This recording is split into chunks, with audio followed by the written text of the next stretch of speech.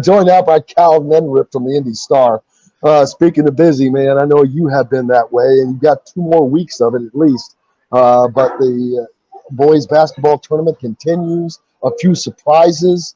What was the biggest surprise for you in the regional round last week?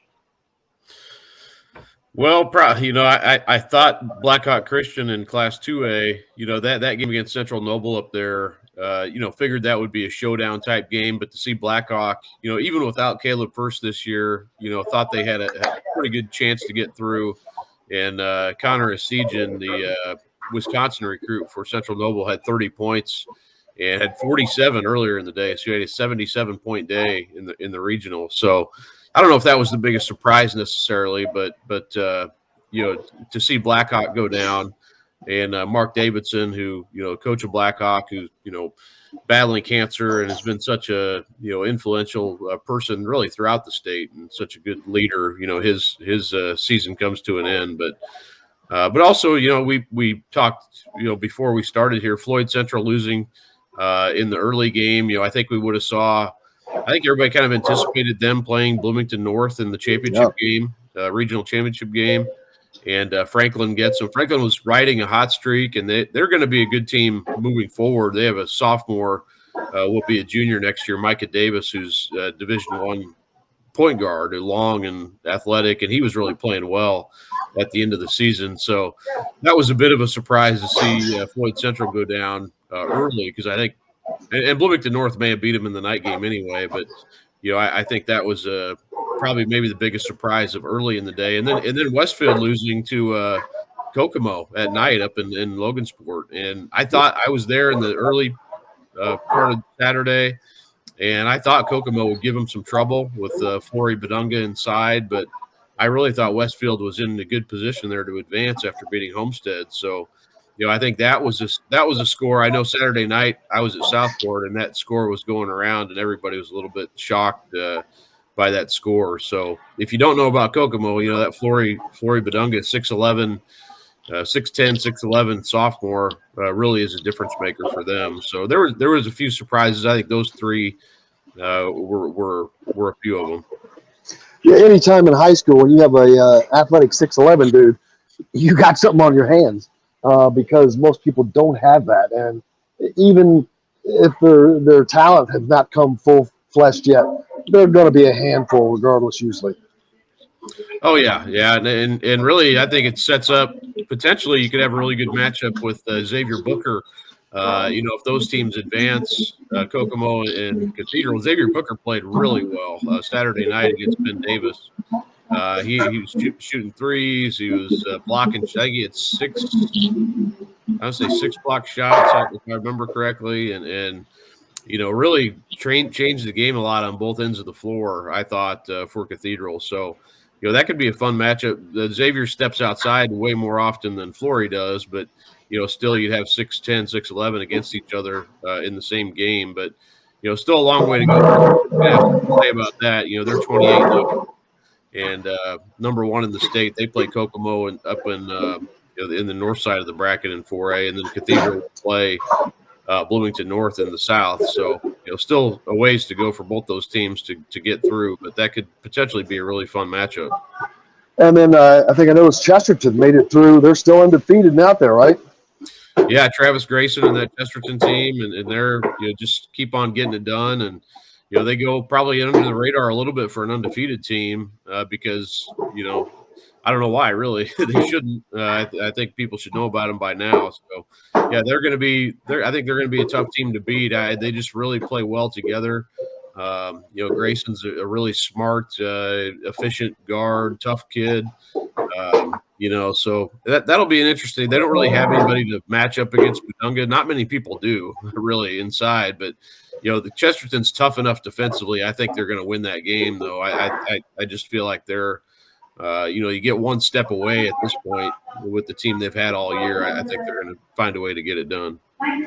Oh man, I wish I could show you all that. There's a dog wearing a shirt in some kind of a stroller. I don't know if you all can see that over there.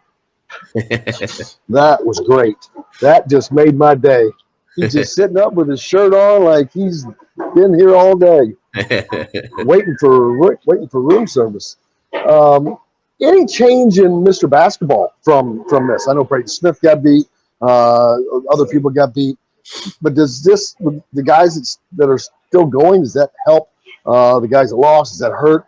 Because that voting's not done yet.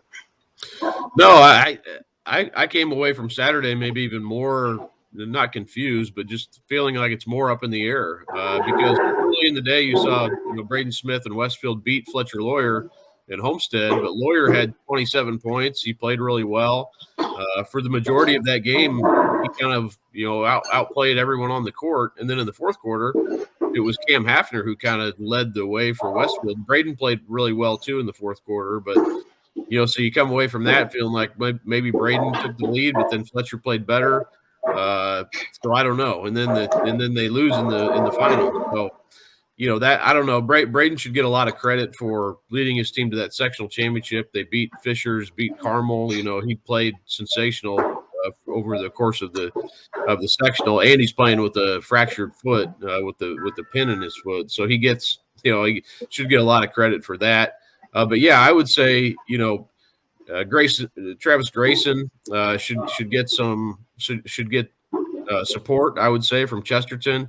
I know people may not know him like they know the other kids, and he's not a high major Division I recruit. But I don't know. I don't think that should matter for everything. But I think he should get some support, and I think he will. And I think there's other players out there who potentially could as well. I think Lawyer will still get, and rightly so. I think he's. I was actually sitting next to Luke Goody, who they'd lost the previous day to IU in the tournament.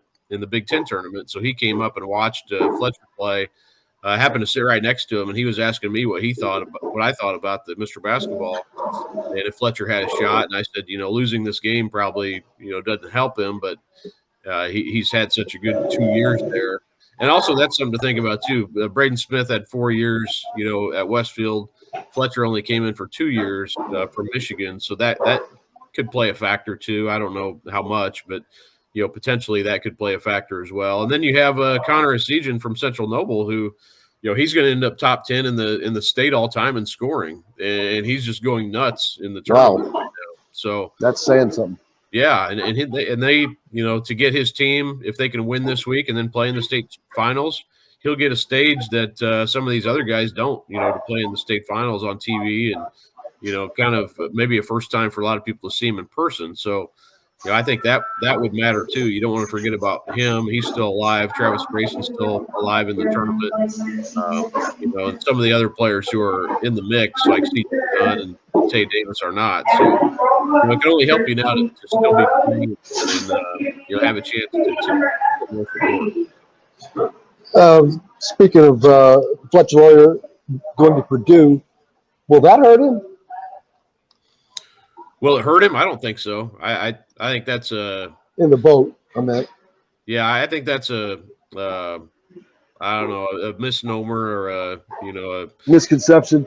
Yeah, I think it's somewhat mythical at times. The IU recruit thing that may help you if there's a close race or whatever, or maybe just the visibility of the player in general. I think that I don't know that that's going to be any kind of we've seen Purdue recruits win it, and I think it's more help you to be an in-state recruit than going somewhere out of state. I always think that's more important than which school you're going to in the state necessarily, but it helps. I think it helps his visibility. You attach Purdue to his name every time he does something. I think that can only help you actually. So and this is a weird year too, where you got two of them, Braden Smith and Fletcher Lawyer, who are going to Purdue. So they're both kind of battling, and then.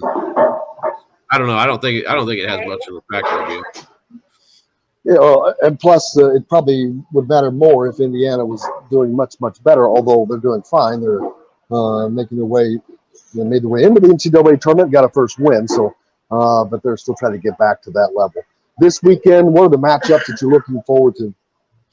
I'll be heading down to the Hatchet House to see Cathedral and Bloomington North will be the second game. And then a cool story with Beech Grove. They've never made it this far, and they're playing Sullivan, and Sullivan's riding a hot streak with Randy Kelly. He's been I think he's made 3 game-winning shots in the tournament so far. So he's been on a tear. I talked to Beach Grove, did a story on them that actually came out this morning. But a cool story for them. Matt English passed away a few years ago from had a brain tumor. I got to know him over the last few years, and such a neat guy, and a really kind of just a real guy, a real you kind of know what you get with him. And then his assistant, Mike Renfro, is taking over the program and kind of taking it to another level. So, pretty cool for Beech Grove and that community really getting behind its team. And, they're going to be making the long trek down to the Hatchet House and then Cathedral and Bloomington North, which I think should be a really interesting game too. I think Cathedral's probably the best team still alive. I feel like they're finally putting it all together, their balance and depth and size and guard play and everything considered. I think they're the best team out there, and they're starting to play like it now. But they're going to any team that's still playing now is there for a reason. I think Bloomington North will give them everything they got with Nick Kleiber and Jake Roberts, and that team's going to be tough to beat too. They've got the athleticism and size that a lot of teams don't who go up against Cathedral. So I think that sets up to be a good game. Both games I think will be good ones down there at the Hatchet House.